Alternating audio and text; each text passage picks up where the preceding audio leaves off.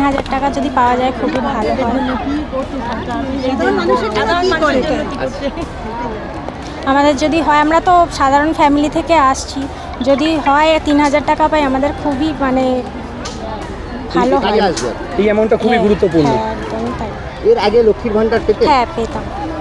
তো অনেকে লক্ষ্মীর ভান্ডার পাওয়ার পরও কিন্তু এটা অটোমেটিক্যালি ঢুকে গেছে, আপনাদেরটা না, ঢুকেনি বলে ফর্ম না। ফিল আপ করছে, হ্যাঁ, হ্যাঁ, তাই তো? কি করছে?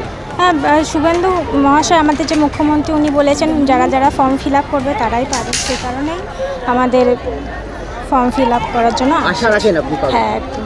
টাকাটা পেলে কি করবেন? আছে, আমরা তো সাধারণ ফ্যামিলি থেকে আসছি, যদি হয় অনেকই মানে ছোটোখাটো ইচ্ছাগুলো পূরণ হয়। আপনার নাম? দীপিকা চ্যাটার্জি।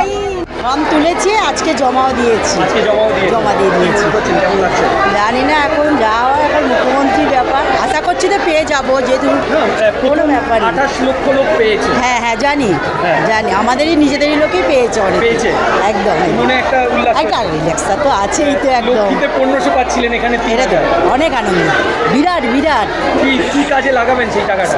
এখন দেখছি সেটা তো বলতে পারছি না। হ্যাঁ হ্যাঁ, খুবই ভালো, খুবই ভালো। মানে এতক্ষণ ধরে লাইন দিয়ে ফর্ম জমা দেয়, এক্সাইটেড, দারুণ লাগছে। ভিড় দেখছেন? প্রচুর, এতে তো কিছু নয়, কাল তো আরও মারাত্মক ভিড় ছিল, প্রচুর প্রচুর ভিড় ছিল। আজকে পুরো একটু আছে। আপনার নাম? চামেলি মণ্ডল। কোথা থেকে এসেছেন? বালি ডিংসাই পাড়া। লাইনে দাঁড়িয়েছি এর কারণে অন্নপূর্ণা ভান্ডার। অন্নপূর্ণা ভান্ডারের ফর্ম তুলেছি, আমি জমাও দিয়েছি, খুবই ভালো লাগছে। যদি টাকাটা পাই আরও ভালো লাগবে। এবং আমি আমার বান্ধবীকে নিয়ে এসেছি, তাকেও এনকারেজ করেছি যে যাতে ফর্মটাও জমা দেয়। লক্ষ্মী ভান্ডার পেতেন? লক্ষ্মী ভান্ডার পেতাম, প্রথম থেকেই পেতাম, যবে থেকে জমা দিয়েছি তবে থেকেই পেতাম। এই টাকাটা কতটা গুরুত্বপূর্ণ হবে একটা মিডল ক্লাস ফ্যামিলির জন্য? অনেকটাই গুরুত্বপূর্ণ হবে, অনেকটাই গুরুত্বপূর্ণ হবে। মানে একটা সাধারণ পরিবারে যদি 3000 টাকাও আসে, কারণ আমরা বেকার, আমাদের কোনো রোজগার নেই, এই টাকাটাতেও কিছু না হোক বাচ্চাদের এডুকেশনের পেছনে আমরা একটু খরচা করতে পারবো। আপনার নাম? ঝুমা চ্যাটার্জি।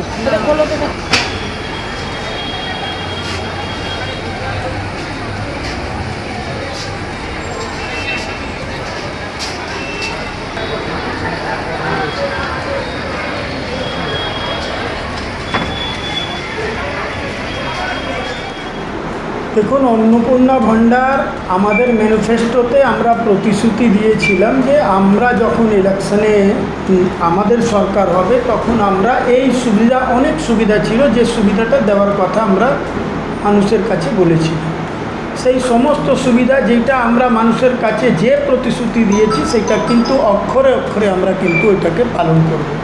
তার মধ্যেই অন্নপূর্ণা ভান্ডার নিয়ে আমাদের মাননীয় মুখ্যমন্ত্রী উনি বলে দিয়েছেন যে 1 তারিখ থেকে ওনারা পাবেন, কিন্তু আমরা ফার্স্ট যে ওনাদের যে ইনস্টলমেন্ট আমরা 28 লক্ষ মানুষকে প্রথম দিনই কিন্তু আজকে 3 দিন আগে আমরা কিন্তু দিয়ে দিয়েছি। আমরা মানুষকে অনুরোধ করছি যে আপনারা প্যানিকে যাবেন না, প্রত্যেকটা মানুষের বাড়ি বাড়িতে গিয়ে আমাদের কর্পোরেশনের কেউ না কেউ লোক গিয়ে যারা সরকারিভাবে এখানে নিয়োগ হয়েছে তারা কিন্তু আপনাদের ফর্ম নিয়ে আসবে। এইবার হয়ে যাচ্ছে যে এখন ইমিডিয়েট এতটা ফর্ম ফিল আপ করানো, 12 পাতার আছে, তার মধ্যে 3 পাতাই ফিল আপ করতে হচ্ছে, কিন্তু মানুষ ওইটাকে দেখে একটুখানি ওনাদের মনের মধ্যে আসছে যে এতটা কে ফিল আপ করবে। তো আমি মানুষকে অনুরোধ করছি যে এখন এই প্রোগ্রামটা 3 মাস অবধি চলবে। আপনারা সমস্ত লোক যারা আমার মায়েরা আছেন, বোনেরা আছেন, সকলেই কিন্তু এই ফর্ম পাবেন আর ফর্ম ফিল আপ করে তার সুবিধাটাও পাবেন।